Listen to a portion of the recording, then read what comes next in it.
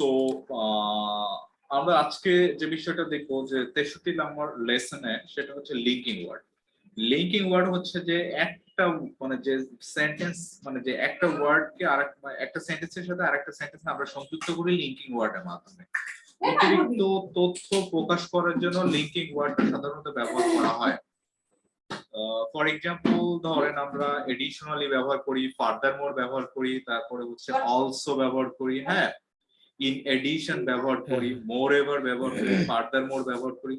যে কোনো একটা সেন্টেন্সের হচ্ছে যে প্রথমত শুরুতেই আমরা কিন্তু এই যে এডিশনালি, হ্যাঁ, এডিশনাল মানে যে অতিরিক্ত কোনো ইনফরমেশন যখন হচ্ছে এডিশনালি ব্যবহার করছি, ফার্দারমোর ব্যবহার করছি, অলসো ব্যবহার করছি, হ্যাঁ, in addition, moreover, however, furthermore, হ্যাঁ, এই জিনিসগুলো কিন্তু অতিরিক্ত তথ্য যখন আমরা প্রকাশ করছি তখন কিন্তু এই লিঙ্কিং ওয়ার্ডগুলো ব্যবহার করছি। হ্যাঁ স্যার, কথা বুঝতে পেরেছেন? আমরা সাধারণত মানে যে দেখা যায় যে কথাটা যখন আমরা একজন স্পিকারের সাথে, ফরেন কোনো বায়ারের সাথে যখন আমরা কি করব, আমাদের যদি আমরা কথা তার সাথে বাড়াতে চাই, সেই ক্ষেত্রে কিন্তু আমরা এই জিনিসগুলো ব্যবহার করতে পারি, তাহলে মানে যে আমাদের স্পিচটাকে দীর্ঘায়িত হয়। হ্যাঁ স্যার।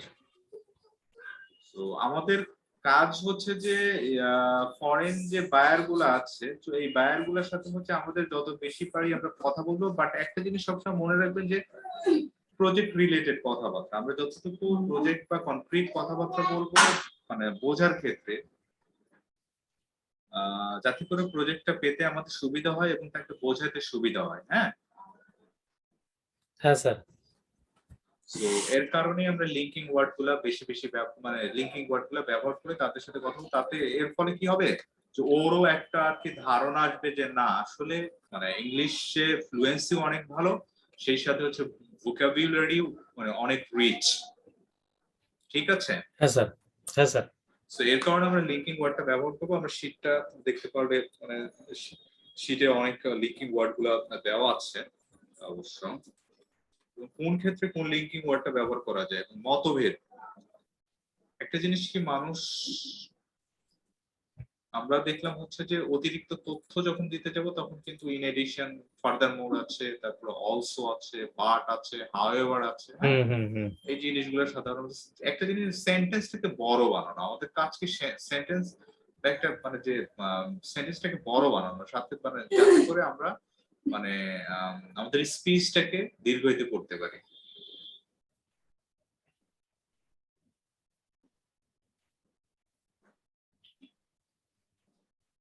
সো এটাই হচ্ছে আমাদের মানে অতিরিক্ত তথ্য প্রকাশ করার জন্য লিঙ্কিং ওয়ার্ড, আর হচ্ছে মতভেদ প্রকাশ করার জন্য লিঙ্কিং ওয়ার্ড গুলো কি কি।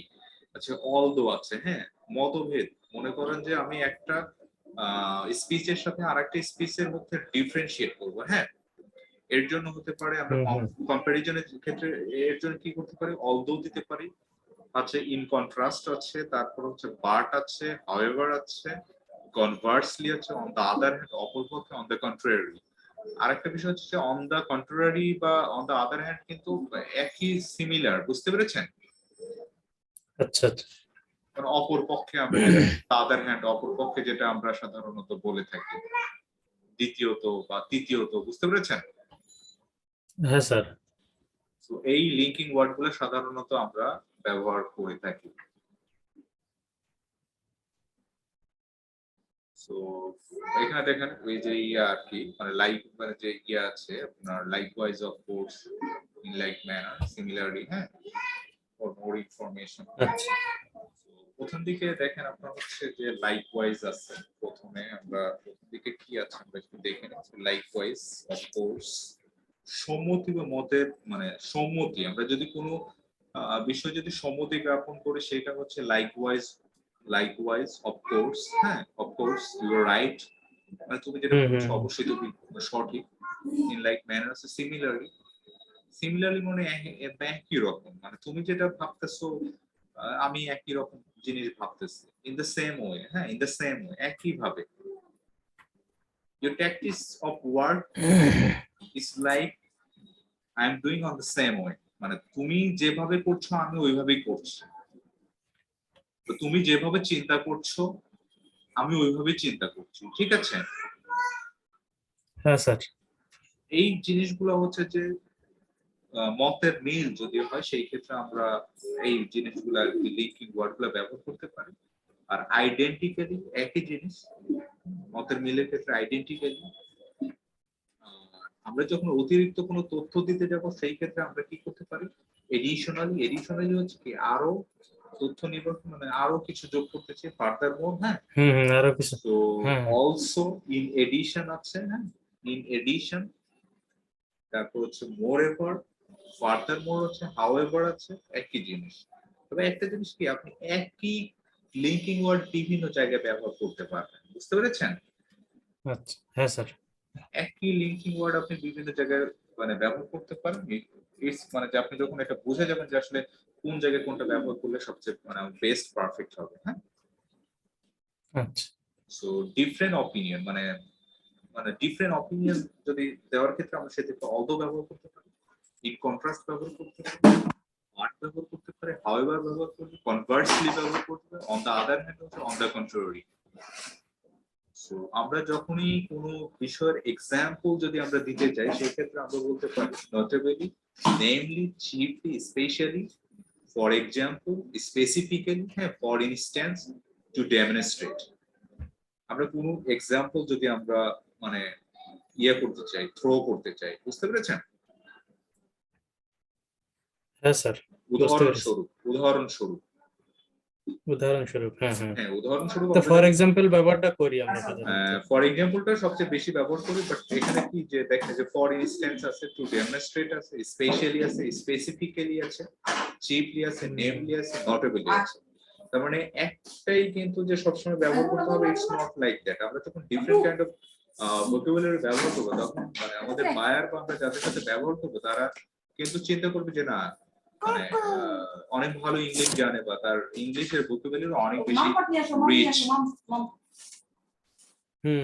আমার কথা বুঝতে পেরেছেন? হ্যাঁ স্যার। কারণ সবাই তো আমরা একই মানে একটা থেকে দুইটা লিঙ্কিং ওয়ার্ড ব্যবহার করতেই মানে অভ্যস্ত, কিন্তু যখনই দেখবেন যে দুইটা থেকে তিনটা আপনি ব্যবহার করেছেন, হ্যাঁ, তখন সে চিন্তা করবে না ইটস ইন্টারেস্টিং, মানে এটা আসলে তার সাথে কথা বলে ইন্টারেস্টিং ফিল করছে, আমি নিউ কিছু পাচ্ছি। হ্যাঁ, হ্যাঁ স্যার।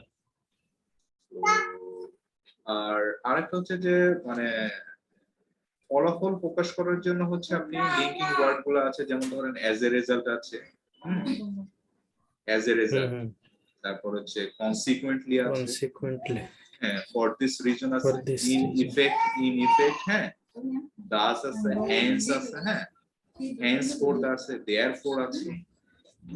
এইগুলো হচ্ছে আপনার লিঙ্কিং ওয়ার্ড, হচ্ছে আপনি জাস্ট হচ্ছে আপনি লিঙ্কিং ওয়ার্ডটা ব্যবহার করলে কি হয়, আপনি আপনার কথা স্মার্ট লাগবে, আপনার প্রেজেন্টের কাছে মনে হবে ইউ আর সো স্মার্ট, এর কারণে লিঙ্কিং ওয়ার্ড গুলো ব্যবহার করেন। আর আপনার প্রোনাউন্সিয়েশন বা আপনার সাথে যে কথা বলবে সে একঘেয়েমি ফিল করবে না, he or she feels like that you are pro speaker, বুঝতে পেরেছেন? হ্যাঁ স্যার, হ্যাঁ স্যার। সো এই জিনিসগুলোর জন্য হচ্ছে যে আপনার ইয়ার করা হয়। তো